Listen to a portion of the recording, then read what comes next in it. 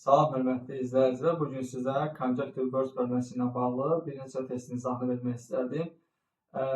Dövlət İmtahan Mərkəzinin 11-ci siniflər üçün nəşr etdiyi test ofisunda İngilis fənnindən Conjunctive Verbs bölməsində öz əksini tapılan testlərdən bir neçəsidir. İlk testimiz Conjunctive Verbs bölməsində 112-ci test.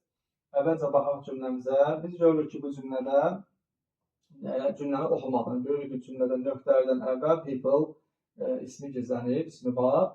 People insanlar, şəxsi ifadə, insanı ifadə etdiyinə görə biz artıq burada which verə bilmirik, which olan variantlarımızı kənarlaşdırırıq.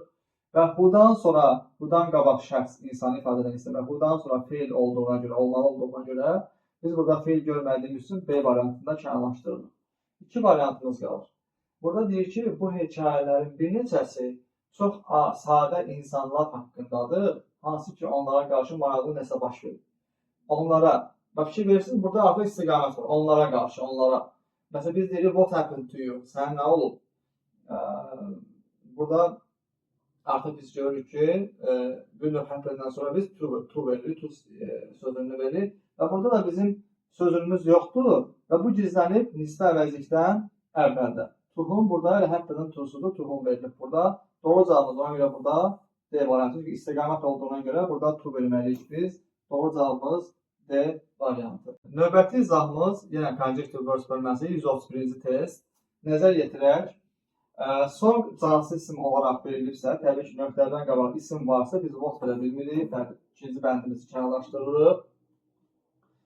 Which var, dördüncü bəndimiz, üçüncü bəndimizdə, dördüncü bəndimizdə zət var. Bu, mənim sevimli müğənnim tərəfindən ifa edilən mahnıdır. Bəli, 3 düzdür.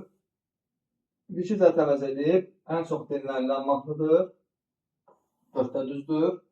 Birinci bəndə gələndə isə burada bəzən sözünü çaşdırır.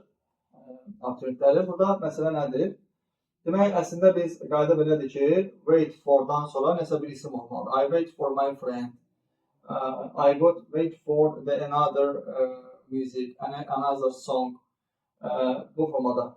I wait for another song of my favorite singer. Bəli, burada nəsə isim olmalıdır. Amma isim yoxsa biz for verə bilmirik.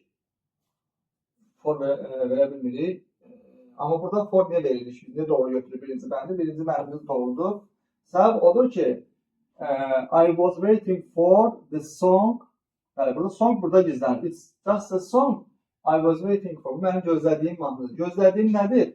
Mahnı. Bu mahnı sanki burada almalıdır. Bu gizlənib nisbə əvəzlikdən əvvəl. Burada nisbə əvəzlik yoxdur, boşluq verir. Çünki burada biz I was waiting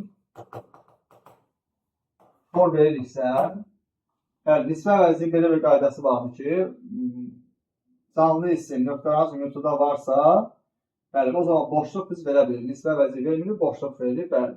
Ona görə doğru cavabımız burada 1 də sayılır. Sadəcə for-dan sonraki ismimiz gizlənib nöqtələrdən əvvəldə burada.